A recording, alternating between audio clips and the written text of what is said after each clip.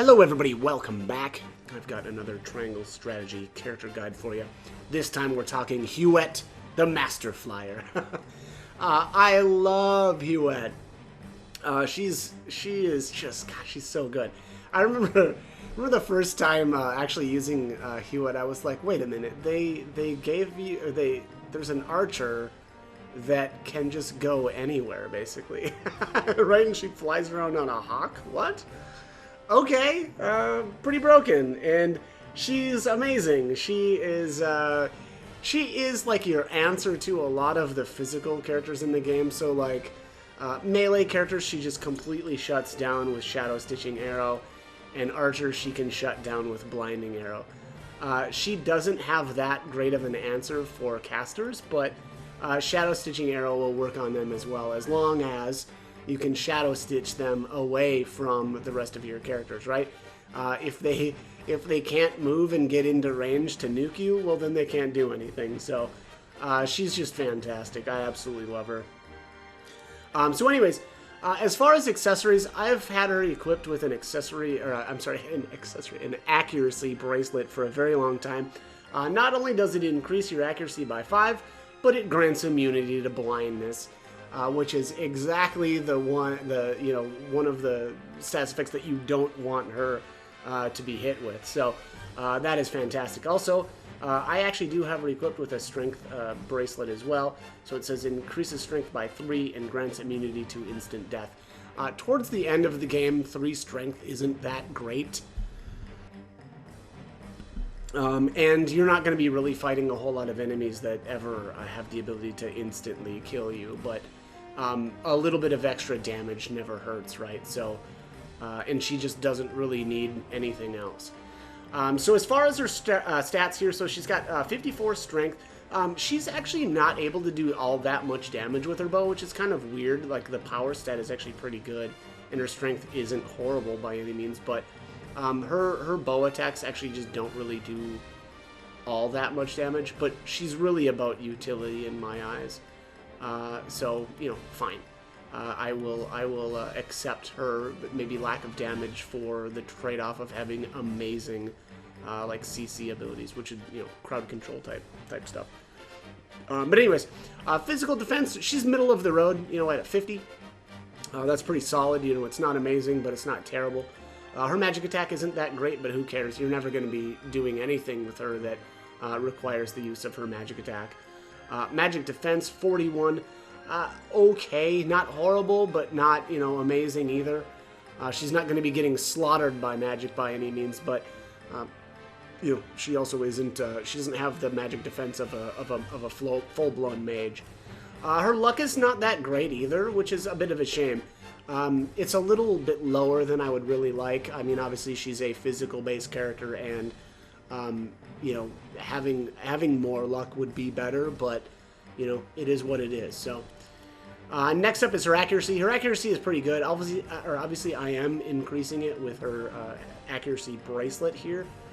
So she must have a base accuracy of 58 at the end of the game, which is not bad. But I did actually raise that up because it's really important for her to actually land things. Not only for and honestly not really even for the damage. I don't care about that so much, but she really needs to be either blinding or immobilizing enemies. And so I want to help her out with that and make sure that she's actually landing her shots. Speed. She is not particularly fast, but she's not crazy slow either. She's pretty middle of the road when it comes to speed, so a 26 is not too bad. Next up is evasion. She's not very evasive. It's really, you're not going to be evading things unless the target is blinded, which is a bit of a shame, but it is what it is. And then her jump. So her jump is 32. She can she just ignores height, basically. Amazing, obviously, because she's on a hawk. And then her movement is 5, so standard movement. Alright, so let's talk a little bit about Hughette. So, Serpent Slayer here says range 2 to 4. Obviously, she's an archer, so, excuse me. She's an archer, so she's got good range. And also the height is -20, or she can go 20 squares lower than her, or she can go 8 squares higher. So she has more of a problem shooting up than shooting down. That's probably obvious. And the range is really good, and she actually gets an increase in her range too due to some weapon skills that I'll show in a little bit. But next up is let's talk about her skills. So here is Hawksbane. So it says increases damage inflicted to you by arrows. So you do not want to go really up against other archers unless you've blinded them first, because she's just going to take more damage. Next up is Blinding Arrow. Amazing. This is her answer to the archers, even to the melee characters in the game, right? And it's great because it's only 1 TP. It says deal physical damage to an enemy, have a chance to blind them for 3 turns. You can actually make that last an additional turn, but I don't like I don't like that.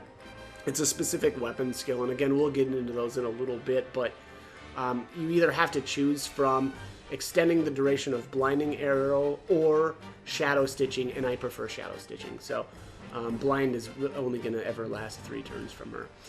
Fell Swoop, very, very rare that I ever used this. It is very strong at 276, but I would rather not be right next to things, and I would rather be either blinding or immobilizing enemies. So, and actually same power as Shadow Stitching. So you're really honestly better off once you get Shadow Stitching to just move away from the target and then use Shadow Stitching. So next up here, she's got a Rise in Range. Increases the range of the first normal attack used after battle begins by 2. That's kind of cool, and in some cases that ends up being pretty nice, but it's just a shame that it's only the first normal skill that gets that range increase. But hey, you know what? Better than no passive at all. Focus. Very, very rarely did I use this. I just, if it would have been free and not cost any TP, I would have used this more, but I would rather use 1 TP on a Blinding Arrow, than the focus. But it does say raise your accuracy and luck, then gain the use of 1 more command. However, you can only move once. So if you want to use focus and move, you have to move first, then use focus, then you can attack. But again, I never really used this. I think I can count on one hand how many times I used it. But all right, next up here, Sight Set. This is it's a very interesting skill. This is kind of the same deal though, where I didn't really use it that much, just because I valued, Shadow Stitching or blinding more, right? But there are some really interesting things that you can do with Sight Set. For one thing, if you know where enemies are going to appear, like enemy reinforcements are going to appear, what you can actually do is move yourself right next to where they're at, and then use Sight Set. And then when those mercenaries appear on the battlefield, Hughette will shoot all of them as long as she is, able, right? As long as they're not actually too close to her. So that's kind of one interesting thing to use with her. Otherwise, if you're able to get all the way really high and keep her safe, you can use this as well. And then any any enemy characters that move into her range, she'll automatically shoot them. Honestly, though, I just didn't really think that this was that great because I highly value immobilization and blind so much. But it does have the potential for a lot of damage. So I guess, yeah, that it could be good, and in some cases it's good. And there are some times that I use this, but like 90% of the time I was using either Shadow Stitching or Blinding. Last up is Shooting Star. Shooting Star is very, very strong. It's got really good range. Unfortunately, though, it is the 4 TP. So kind of the same thing, though. If the battle is kind of winding down, or if I really need to burst somebody, then I'll use Shooting Star. But for the most part, it was either Shadow Stitching or Blinding Arrow. So That is her skills. Let's take a look here at an actual battle and kind of one of the things that I like to do with her. Maybe it's obvious, but up on top of buildings is a really, really great spot for her.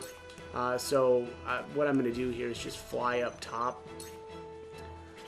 Actually, here, one thing that I'll do first is light wave Frederica. Frederica is required for this battle. This is called an ally in need. Basically, I absolutely adore this is the Crown City map, right? It's this map here. And this is a great spot for Hughette up here on this building because she's really safe up here. You know, obviously the mages can still nuke her if they get in close. But this other side is really good too. This building up here is pretty solid. The enemies will kind of make their way down this, you know, single corridor, and she can just rain death, you know, from up above. But yeah, I really like this spot. Let's just shadow stitch this guy here, get him immobilized. I think now at this point that guy won't be able to nuke me. The archers can be a little bit of a problem as well, but obviously you're going to be completely safe from any melee troops. Yeah, here's the nuke. Allow me. And let's. Oh, I can't scorch from here either. That's sunfall. Yeah, I can use sunfall on that guy. So since that guy is immobilized there, I know I'm gonna be able to hit him. Here I come. And then we'll just shadow stitch him, and then fly over here and out of range. Boom, boom, boom, boom, boom, boom. The flames consume you. We can win this. Oh, didn't actually kill those guys. Sad. Time to take flight. Boom, boom. So that guy already acted, so I'm just gonna shoot this guy to finish him off. Let me show you what I've learned. Yeah, I don't know. I guess I could sunfall this guy one more time, but that's pretty much it. Let's I'll let this cast and then I'll just be done. We'll go and do the Time to take flight. okay, miss, big miss. All right, let's we'll retreat here, and then we'll go out and have a little chat with Ian's to check out her weapon abilities. But yeah, you know, get up on top of buildings. Basically, is my advice with or for Hughette. All right, let's take a look. So, tier 1, so she's got, you know, obviously like everybody does, you've got your weapon potency, you've got accuracy, max HP, physical defense boost, and then luck. Of all of these, the first thing that I would build is accuracy, then I would go potency, then I would go luck, and then I would go defense and follow up with HP last. Hughette is able to stay very, very safe the entire game, and so you don't need to worry as much about her defense. Next up here, you've got another potency, you've got another accuracy, and then here's your either Shadow Stitch or Blinding Arrow. Now, I don't remember when exactly she gets Shadow Stitching Arrow, so it's questionable whether or not you want to get this right away. But if you do have Shadow Stitching already unlocked, I would buy this first. Extending the duration of Shadow Stitching Arrow is amazing. It's going to make it so that one of the melee characters, whoever you stick this on, you don't have to worry about them for like 4 turns. So, you know, fantastic ability. I didn't go with the blind, obviously. Again, I recommend this by far. Like, it's not even close to me. I do like Blinding Arrow, don't get me wrong. And Blinding Arrow actually is cheaper, but being able to immobilize something for 4 turns is nuts. Here's Insult to Injury, so it says increases your critical hit rate against enemies with 50% or less HP remaining. So what I would do actually is do Shadow Stitching first, then I would do the accuracy buff, then I would do the Insult to Injury, because that is really, really good. And being able to crit on things that are, you know, below half health is great. And then I would follow up with the weapon damage last. As far as her tier 3 weapon upgrades, I would buy the normal attack range up +1 first. You know, having more range as an archer is always a good thing.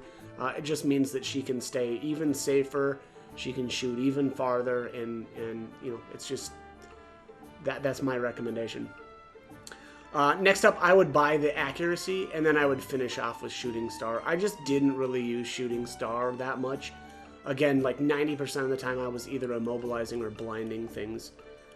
So then, like I said, I would finish up with shooting star last. But that's about it for Hughette. The great thing about Hughette is she doesn't really require a bunch of support to stay solid.